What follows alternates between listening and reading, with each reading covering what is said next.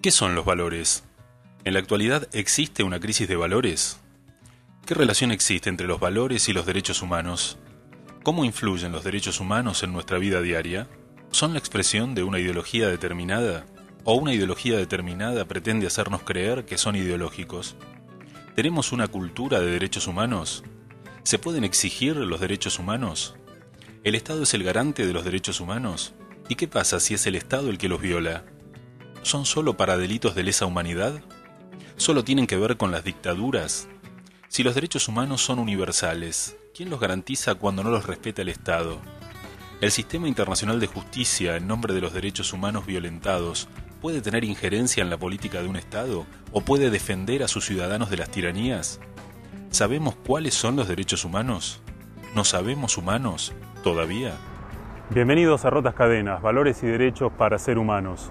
Un espacio para conocer lo que para algunos es una polémica a silenciar, para otros una necesidad de reclamar y para la humanidad una deuda pendiente. Rotas cadenas entre el valor de la dignidad y la exigibilidad del derecho.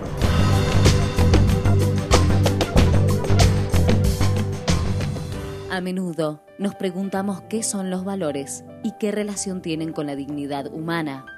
En primer lugar, es importante considerar que la vida de las personas no se constituye exclusivamente de hechos o acciones, sino de la valoración que el propio hombre hace de estos hechos o acciones. En todo momento, de manera cotidiana, los valores están presentes en el proceder de todo ser humano, ya que estos son principios y creencias que todas las personas tienen internalizados y a partir de los cuales se juzgan las acciones humanas, identificándolas, por ejemplo, como buenas o malas. Precisamente debido a la existencia de distintas formas de injusticia a lo largo de toda la historia de la humanidad, los seres humanos comenzamos a elaborar una especie de pautas o de criterios que regularan de alguna manera nuestra conducta, sobre todo con relación a la convivencia. Y esto es lo que hoy llamamos valores, o sea, este conjunto de criterios que, como decía recién, regulan nuestra conducta y que vamos de alguna manera adquiriendo y aceptando e interiorizando paulatinamente cada uno de nosotros. Cualquier análisis de las prácticas sociales nos muestra que hay una gran variedad de valores, individuales, grupales o nacionales. Lo importante es reconocer que en la actualidad existe un conjunto de valores universalmente consensuados que crean en todo hombre ciertas obligaciones hacia el resto de los seres humanos. Se ha ido tomando conciencia, ¿no es cierto?, de la existencia de ciertos valores que serían valores constitutivos de toda moral, ¿no? Por ejemplo, la dignidad humana, ¿no es cierto?, la libertad humana, la igualdad. Muchos teóricos de los derechos humanos sostienen, en primer lugar, la prioridad de la moral respecto de lo que sería el derecho. Y en segundo lugar, la importancia que dentro de la moral tienen estos tres valores. Sobre la base de estos valores de alcance universal se cimientan los derechos humanos. La expresión derechos humanos se ha reservado para ciertos derechos básicos o mínimos que son inherentes a toda persona y que derivan únicamente de su condición de ser humano, sin distinción de edad, raza, sexo, nacionalidad o clase social. Los derechos humanos se caracterizan por ser universales, son inherentes a todas las personas en todos los sistemas políticos, económicos y culturales. Irrenunciables, no se pueden trasladar a otra persona ni renunciar a ellos. Integrales, interdependientes e indivisibles, se relacionan unos con otros, conforman un todo y no se puede sacrificar un derecho por defender otro. Y jurídicamente exigibles, al estar reconocidos por los estados en la legislación internacional y nacional, permite exigir su respeto y cumplimiento.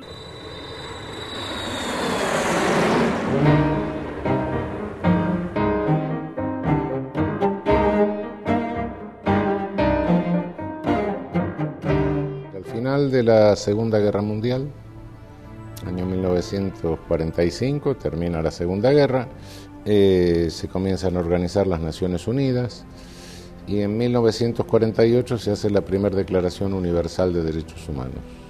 El artículo primero de la Declaración Universal dice: todo ser humano es persona.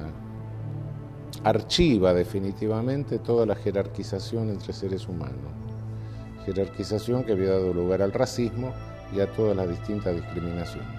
Los derechos humanos tienen como fin preservar la dignidad del ser humano y su función es excluir la interferencia del Estado en áreas específicas de la vida individual o asegurar la prestación de determinados servicios por parte del Estado para satisfacer sus necesidades básicas. Todo ser humano, por el hecho de serlo, pertenezca al país que pertenezca, esté en la situación que esté, tenga las características étnicas que se quieran tener, tenga la orientación sexual que se quiera tener, el sexo, etc.,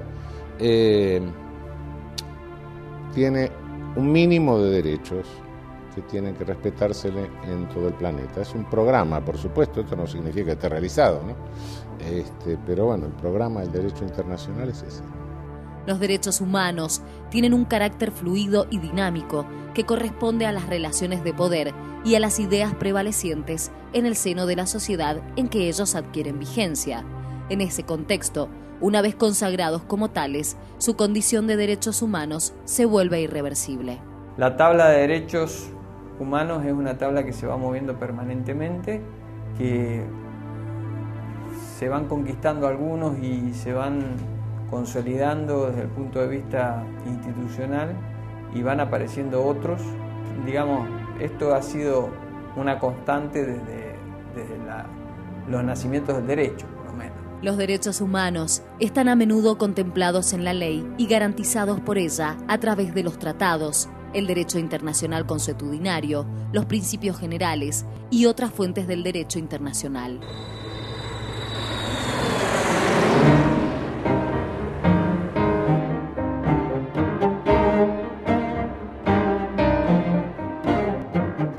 De la Declaración Universal, donde aparecen consagrados los derechos, diríamos, civiles, políticos, económicos, sociales y culturales, se elaborarían tantos convenios, una normativa tan intensa y el establecimiento de mecanismos de control y de supervisión tan importantes, tanto a nivel universal como a nivel, diríamos, regional, y cómo se articulan en defensa del individuo, en defensa, diríamos, de los intereses colectivos.